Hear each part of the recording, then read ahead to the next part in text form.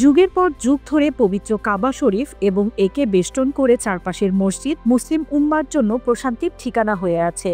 এবার রমজানের পবিত্র সময়ে এটি পেয়েছে নতুন এক রূপ, আরও বিশাল, আরও আধুনিক, আরও স্বাচ্ছন্দ্যময়। মুসল্লিদের স্বাচ্ছন্দ্যের কথা ভেবে মসজিদকে আরও নতুন রূপে সাজানো হয়েছে। দুবাই ভিত্তিক ভিডিও সরবরাহকারী প্ল্যাটফর্ম ভায়োরি মসজিদ আল হারামের নতুন একটি ভিডিও প্রকাশ করেছে। এতে ফুটে উঠেছে মসজিদের নতুন সংস্কারের আবহ। ড্রোন থেকে ধারণ করা ভিডিওতে দেখা যায় গ্র্যান্ড মসজিদের তৃতীয় সম্প্রসারণ প্রকল্পের কাজ এগিয়ে চলছে, যেখানে একসঙ্গে নামাজ আদায় করতে পারবেন ২০ লাখ মানুষ। একসময় যেখানে সীমিত জায়গায় দাঁড়ানোর সুযোগ পাওয়া ছিল ভাগ্যের ব্যাপার, সেখানে এখন মুসল্লিদের জন্য তৈরি হচ্ছে প্রশস্ত আঙিনা ও আরামদায়ক চলাচলের পথ।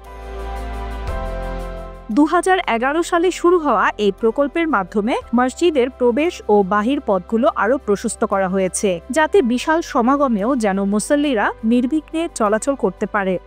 ২ দশকের মধ্যে এবারই প্রথম পবিত্র মসজিদের চত্বরে কোনো নির্মাণ কপিকল দেখা যাচ্ছে না, যেন দীর্ঘ প্রতীক্ষার পর এটি পেয়েছে এক পরিপূর্ণ সৌন্দর্য, যা মনে প্রশান্তি সৃষ্টি করবে। রমজানের শেষ দশকের জন্য প্রস্তুত করা হয়েছে মসজিদটিকে। পবিত্র রমজান মাসের শেষের দিকে এর উন্মোচন নতুন চমক সৃষ্টি করেছে ইবাদত পালনে আসা মানুষের মাঝে। ৪২৮টি এসকেলেটর ও ২৮টি লিফট স্থাপন করা হয়েছে, যাতে মুসল্লিরা সহজেই চলাচল করতে পারেন।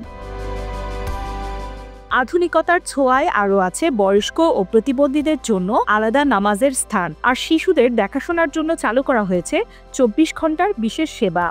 মক্কায় আসা প্রতিটি মানুষ একটাই স্বপ্ন দেখে, একবার হলেও পবিত্র কাবাকে সামনে থেকে দেখা, সেখানে নামাজ আদায় করা। নতুন সম্প্রসারণের ফলে এখন আরও বেশি মানুষ এই স্বপ্ন পূরণের সুযোগ পাবেন।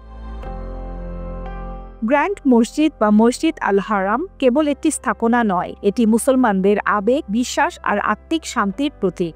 হাজার বছর ধরে এটি দাঁড়িয়ে আছে, যুগে যুগে এর প্রকৃতি ও রূপ বদলেছে, কিন্তু এর মাহাত্ম্য, এর পবিত্রতা ও এর অন্তরের আহ্বান চিরকাল একই থাকবে।